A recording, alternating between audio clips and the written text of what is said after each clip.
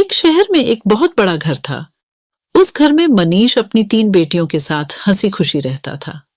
मनीष का शहर में बहुत बड़ा व्यापार था। उसके घर में किसी चीज की कमी नहीं थी, सिवाय एक चीज के। मनीष की बीवी की मौत एक कार एक्सीडेंट में हो गई थी, जिसकी कमी हमेशा उसे महसूस होती थी। मनीष ने अकेले ही अपनी बेटियों को पाला पोसा था। उसकी तीनों बेटियां बहुत ही सुंदर थीं, पर उसकी सबसे छोटी बेटी छाया सबसे सुंदर थी। मनीष अपनी दोनों बड्ढी बेटियों से बहुत प्यार करता था, पर सबसे छोटी बेटी छाया को वो बिल्कुल पसंद नहीं करता था। उसका कारण ये था कि छाया जब पैदा हुई थी, तभी उसकी मां की मौत एक कार एक्सीडेंट में हो गई थी।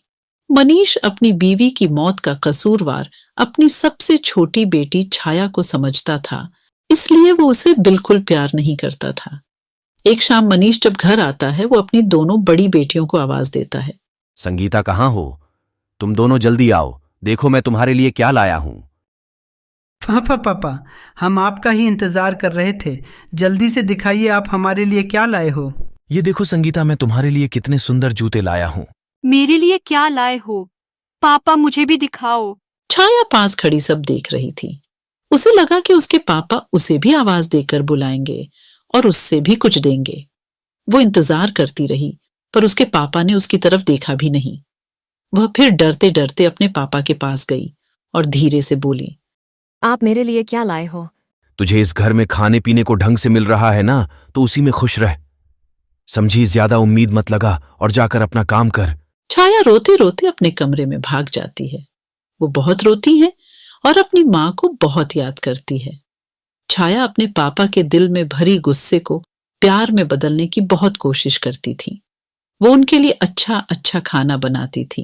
मनीष को छाया पर ना तो कभी प्यार आता और ना ही तरस। एक दिन मनीष अपनी बेटियों के साथ बैठकर नाश्ता कर रहा होता है। मैं कुछ दिनों के लिए बाहर काम से जा रहा हूं, तुम अपना ध्यान रखना और अच्छे से घर में रहना। आप कहाँ जा रहे हो पापा? क्या हम आपके साथ नहीं चल सकते? नहीं बेटा, दरअसल वहां आसपास काजीरंगा नाम का जंगल है, तो तुम्हें वहां ले जाना ठीक नहीं है। तुम लोग घर पर ही रहो और खूब मजे करना। संगीता, माया और छाया उदास हो जाते हैं। उदास मत हो, मैं जल्दी ही वापस आ जाऊंगा। चलो, अब जल्दी से बताओ कि मैं तुम्हारे लिए वहां से क्या लेकर आऊं। मुझे एक सुंदर मोतियों की माला चाहिए। मैंने सुना है जहां आप जा रहे हो, वहां के जंगलों में बहुत सुंदर फूल होते हैं, जो बिना पानी और मिट्टी के भी बहुत समय तक ताजा रहते हैं। मुझे वो फूल चाहिए।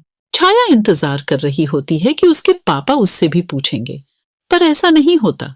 सब नाश्ता करके हट जाते हैं और मनीष अपने जाने की तैयारियों में लग जाता है। छाया मनीष का सारा जरूरी सामान बांध देती है। मनीष अगली ही सुबह निकल जाता है। एक दिन के लंबे सफर के बाद मनीष होटल में पहुंच जाता है, जहां उसने अपने लिए एक कमरा बुक किया हुआ होता है। मनीष कुछ दिन वहीं रहता है और अपने सारे काम खत्म कर लेता है।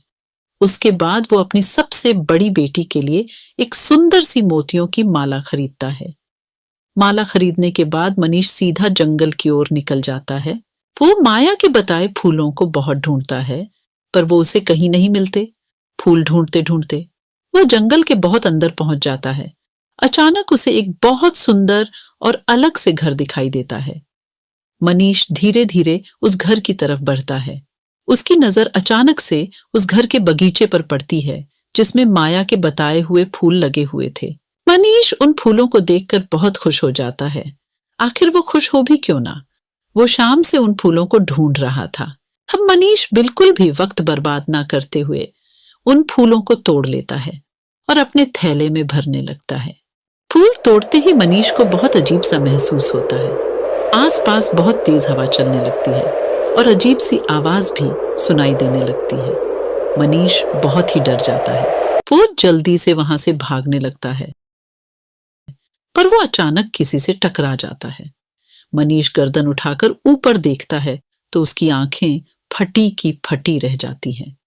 उसके सामने एक बहुत खतरनाक भूत खड़ा होता है। भूत भूत, मुझे जाने दो, मुझे छोड़ दो। ऐसे कैसे जाने दूं? तेरी हिम्मत कैसे हुई मेरे बगीचे से फूल तोड़ने की? अब मैं तुझे जिंदा नहीं छोड़ूंगा। भूत मनीष की गर्दन पकड़ लेता है और उसे मारने ही वाला होता है कि तभी मनीष रोने लगता है। मुझे छोड़ दो, मेरी 3 बेटियां हैं। वो मेरा घर पर इंतजार कर रही होंगी। उनका इस दुनिया में मेरे सिवा कोई भी नहीं है। उनकी मां भी बहुत सालों पहले मर गई। तू मुझे पहले ये बता कि तूने मेरे बगीचे से फूल क्यों तोड़े? मेरा बगीचा और उसमें लगे फूल मुझे जान से भी ज्यादा प्यारे हैं। मुझे माफ कर दो, मुझे नहीं पता था, मुझसे बहुत बड़ी गलती हो गई। दरअसल मेरी बेटी ने इन फूलों का जिक्र किया था और उसी ने इन फूलों को लाने के लिए बोला था। कहाँ है तेरी बेटी? क्या नाम है उसका? मैं उसे जिंदा नहीं छोड़ूंगा। अब मुझे अपनी बेटी को लाकर दें, वरना मैं तेरी जान ले लूंगा। मनीष को कुछ समझ में नहीं आ रहा था कि वो क्या करे। उसे तो अपनी दोनों बड़ी बेटियां और अपनी जान बहुत प्यारी थी। उसे कुछ भी समझ में नहीं आ रहा था। अचानक उसे एक तरकीब सोचती है। वो सोचता है, क्यों न माया की जगह छाया का नाम इस भूत को बता दिया जाए, ताकि वो भूत माया की जगह छाया को खा जाए और हमेशा के लिए छाया की जिम्मेदारी मेरे सर से दूर हो जाए। मनीष माया की जगह छाया का नाम उस भूत को बता देता है। जल्द से जल्द छाया को मेरे पास लेकर आ, वरना मैं तुझे जान से मार दूंगा। मुझे बस कल तक की मोहलत दो, मैं छाया को लेकर यहां आऊंगा। अगर तूने कोई भी चालाकी की तो ये अंगूठी तेरी जान ले लेगी, इसलिए बिना सोचे अपनी छाया को मेरे पास लेकर आ। मनीष जल्दी से अपने घर जाता है। संगीता, माया और छाया यहां आओ। तीनों दौड़ती हुई मनीष के पास आती है। इस बार मनीष संगीता और माया की जगह छाया को गले लगा लेता है। दरअसल ये सब उसकी चाल थी, ताकि वो छाया को बहला फुसलाकर उस जंगल में ले जाकर उस जंगल में छोड़ सके। छाया बहुत खुश हो जाती है। उसके पापा ने उसे पहली बार गले लगाया होता है। बेटी छाया, तुम्हें मेरे साथ अभी कहीं चलना होगा। कहाँ पापा? वो मैं तुम्हें अभी नहीं बता सकता। छाया बिना कोई सवाल के अपने पापा के साथ चल पड़ती है। छाया पूरे रास्ते सोचती रहती है कि आखिर उसके पापा उसे कहाँ लेकर जा रहे हैं, पर डांट के डर से पूछने की हिम्मत नहीं कर पाती। मनीष छाया को जंगल में लेकर जाता है और छाया भी बिना कोई सवाल किए अपने पापा के साथ चलती रहती है। कुछ देर बाद वो भूत के घर पहुंच जाते हैं। मनीष छाया को उस घर के अंदर ले जाता है। घर के अंदर एक बहुत ही डरावना भूत बैठा होता है। छाया उस भूत को देखकर बुरी तरह चिल्लाने लगती है। बचाओ बचाओ पापा, पापा मुझे ये कहाँ ले आए? मुझे घर जाना है, मुझे बचाओ पापा। अब तुझे यही रहना पड़ेगा, समझी? भूत अपनी अंगूठी मनीष के हाथ से निकाल लेता है। मनीष अपने घर चला जाता है। छाया रोती रह जाती है, पर मनीष एक बार भी उसकी तरफ पलटकर नहीं देखता।